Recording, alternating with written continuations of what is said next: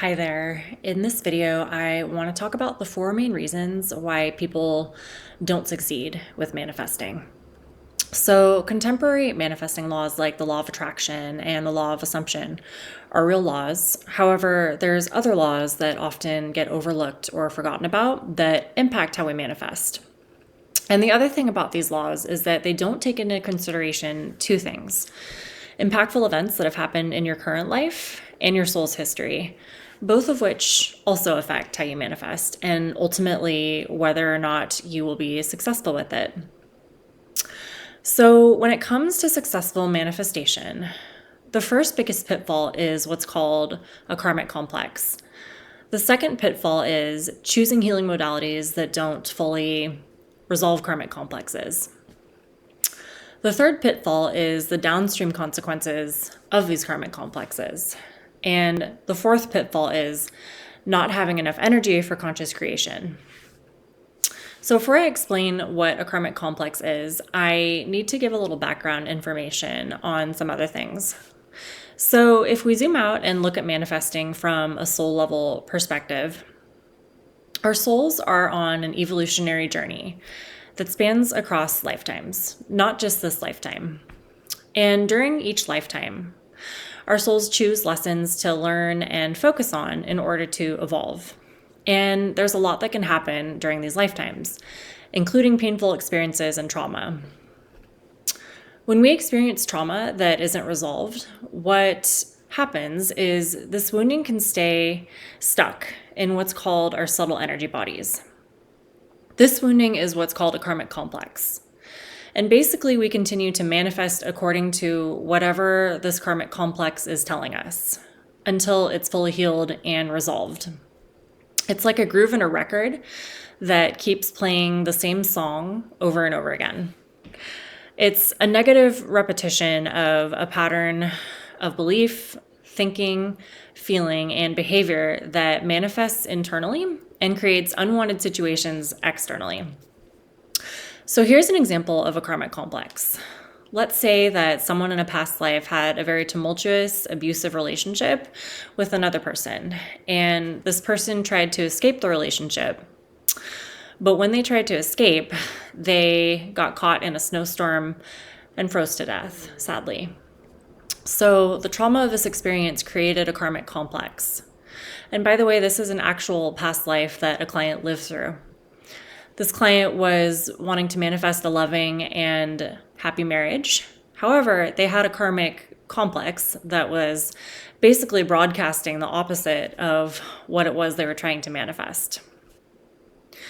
This person's past life self from that lifetime came to a conclusion due to this trauma, and the conclusion was, I never should have left. The past life self was telling this person something that conflicted with their intention of manifesting a loving and happy marriage. And this wounding was still sitting in their subtle energy bodies. So how does this all tie in with conscious creation and using manifesting laws like the law of assumption? These subtle energy bodies aren't wiped clean in between lives. You can think of it like carrying the same backpack with you across different lifetimes. It's not emptied in between lives. And what happens is this wounding that we carry, that we continue to carry with us across lifetimes, affects how we manifest. Contemporary laws such as the law of assumption teach that we manifest according to the contents of our subconscious mind. However, the subconscious mind is a part of the subtle energy bodies, and we manifest according to the entirety of these subtle energy bodies, of which the subconscious mind is a part.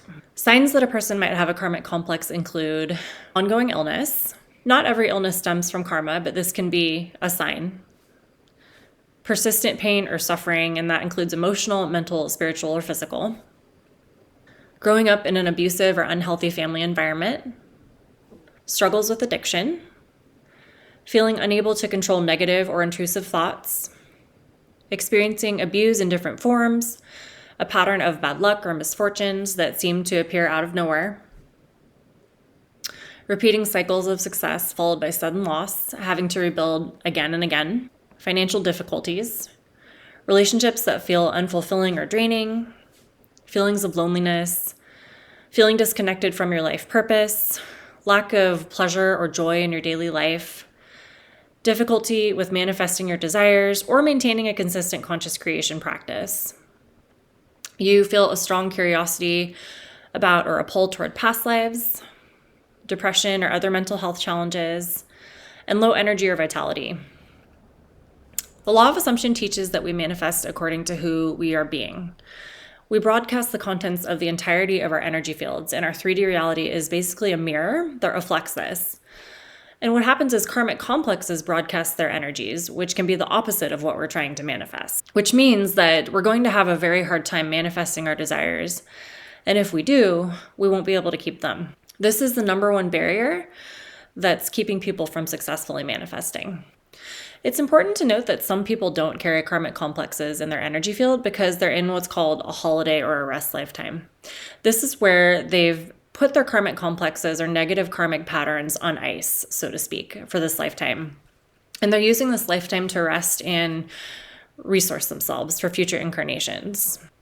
They've most likely had difficult incarnations, so they need a lifetime where they can just rest.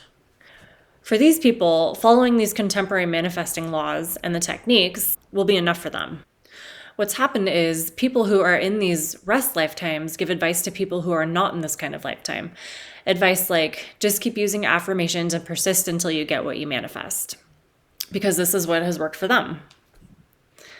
It's similar to someone who has always been very fit and healthy with no injuries telling someone who has a history of injuries who's trying to get physically fit that all they need to do is eat healthy and exercise. Realistically, they need a more tailored approach to their goal, which might include physical therapy, individualized exercises, so on and so forth. Unless you're in a holiday lifetime, it's likely that you're going to need to do at least some inner work on top of the teachings of these contemporary manifesting laws. The second pitfall when it comes to manifesting is that people are choosing healing modalities that don't fully delete their karmic complexes. There's a lot of healing modalities out there, and while many of them can be helpful, depending on where you're at on your journey, the truth is that the majority of healing modalities do not fully delete karmic complexes from the energy field. Many of them alleviate the symptoms of them or put a dent in it, or perhaps provide insight into the complex and the negative patterns and beliefs that are associated with it, but they don't fully delete the complex. There are not a ton of modalities out there that fully delete a karmic complex and ultimately change what you're manifesting in this lifetime. So once you identify your karmic complex, it's important to know what to look for in a healing modality so that you can fully neutralize it. The third pitfall is that karmic complexes also come with downstream consequences that are present in your aura. The downstream consequences of a karmic complex can include ancestral influence, negative thought forms, present life soul loss and trauma, ordinary earthbound spirits, enmeshed earthbound spirits, and unwanted influencing energy.